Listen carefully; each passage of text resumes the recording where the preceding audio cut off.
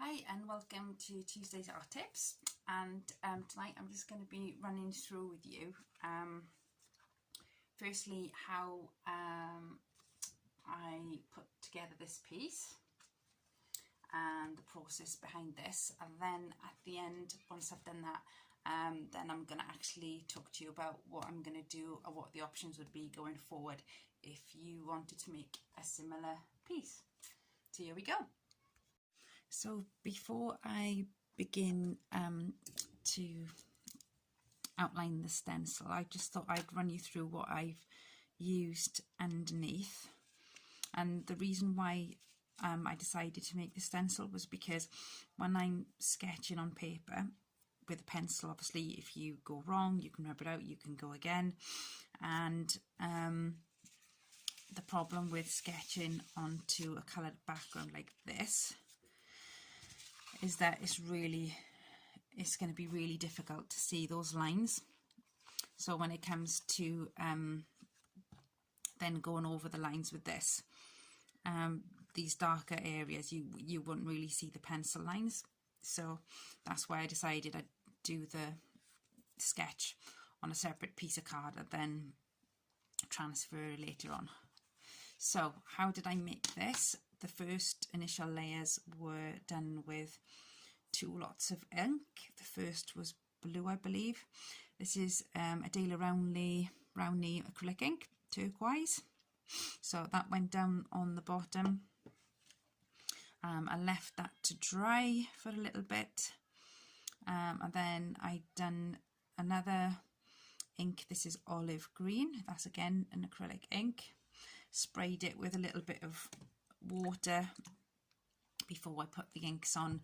It was just totally haphazard, let it dry, and then once it was totally dry, I got my pipette, again sprayed certain areas with some water, and I added some India ink.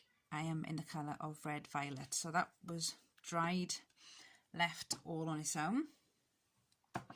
And then I done a transfer onto this, and I will put the picture in for you. So I cropped a picture I found online, and then I enlarged it, photocopied it on a laser printer, and then I transferred it onto the inks using Gloss Super Heavy Gel, and left it to dry overnight so it was completely dry before I rubbed off the paper with a wet sponge.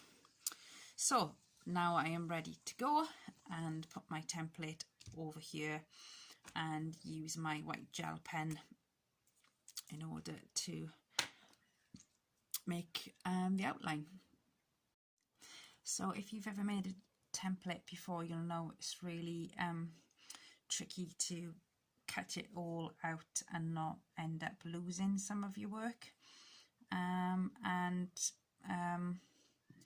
So for instance, the inside of the A at the bottom here, I accidentally cut through that and lost this. So I'm going to just put a little bit of blue tack on there and stick that down in the middle so I know where I'm so I'll have a guide for when I get to the chin area.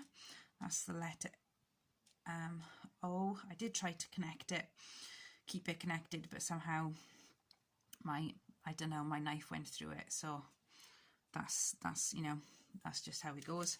So what I'm doing now, I'm just getting the piece ready to go by just putting down little bits of blue tack here and there so it'll stay in place. So if I turn it round as I'm going, it's not gonna fling up because it's like really loose at the moment. So I'm gonna just at certain points just stick little bits of blue tack. I'm gonna do obviously the face first, a few bits here, then go around the edge, and then hopefully that'll do the trick for me to work a bit easier. So now you've seen how I got to this stage. There are several options going forward for me, and if you wanted to have a go at this, then depending on your art background, your skills and the different techniques that you have. You might go a totally different way with it according to what you want to do, and that would be fine. So this is what I'm thinking at the moment, is because I want to focus in on the lettering more. I want it to be really obvious that you can see that you are enough under there. So I'm planning to cut this down across the top a centimetre there, because when I had to wet this sheet in order to scrub off the backing paper when I'd done the image transfer, this bit of paper on the top got so wet that it actually tore. So even though I did gesso the card at the beginning, obviously that wasn't enough, or I'm just very heavy-handed, one or the other. And so I'm gonna level that off and sort of make it a bit more equal, maybe on both sides.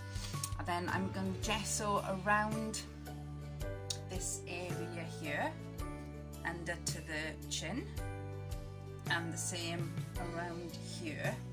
And I'm probably going to let it dry and do it another once. So we've got 2 layers of gesso on there, and then I can do a different background colour then all the way around. So yeah, just to finish off, I'm gonna when I've done the gesso around this, then I'll probably choose one colour and just flock it all in with one colour, and then from there I will decide if I want to add anything else, not other colours, maybe a few little tiny, I don't know, maybe some florals. I'm doing different things in my head about it, so we'll see once it's blocked out how it looks. Anyway, if you have a go and yours comes up different to mine, or you take it in a different direction, be really interested to know how it went. Please share with me, and or send me a picture. I'd be really interested to see that. Okay, good night folks.